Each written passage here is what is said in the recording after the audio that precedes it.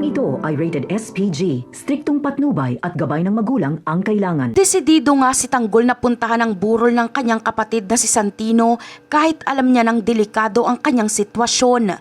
Walang anumang banta o panganib ang makakapigil sa kanya dahil mahalaga sa kanya na makita ang kapatid sa huling pagkakataon. Para kay Tanggol, hindi sapat ang mabalitaan lang ang mga nangyayari. Kailangang naroon siya mismo para magbigay ng respeto at pagmamahal. Kahit sino pa ang humarang sa kanyang daan ay sisiguraduhin niyang makakalampas siya para lang makarating sa burol ng kanyang kapatid. Hindi papayag si Tanggol na maulit ang nangyari noon sa burol ni David na naging kaawa-awa ang kalagayan. Tandang-tanda pa niya kung paano naging matigas ang loob ni Rigor at mas piniling iburol si David sa ibabaw lang ng lamesa dahil sa sobrang taas ng pride nito. Dahil ayaw tanggapin ni Rigor ang tulong ni Tanggol noon, naging mukhang pinabayaan ang bangkay ni David. Ngayong si Santino naman ang nawala, gagawin ni Tanggol ang lahat para hindi na muling maranasan ng isa pa niyang kapatid ang ganong klasing trato. Handang gawin ni Tanggol ang lahat ng kanyang makakaya para masigurong maayos at disente ang magiging burol ni Santino.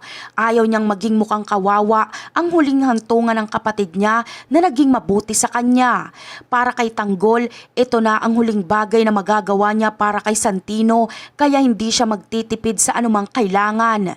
Sisiguraduhin niyang magiging malinis, marangal at karapat-dapat ang lahat mula sa kabaong hanggang sa lugar na pagdadausan ng lamay. Alam ni Tanggol na tiyak na harangin siya ni Rigor at muli silang magkakabanggaan dahil sa matinding galit nito sa kanya.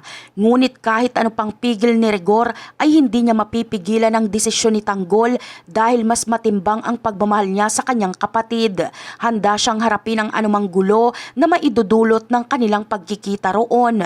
Kung kailangang dumanas ng dahas para lang makalapit sa burol ni Santino ay hindi siya magdadalawang isip na lumaban basta't mabigyan lang ng maayos na burol at libing ang kapatid niyang si Santino. At yan ang aabangan natin. Bye!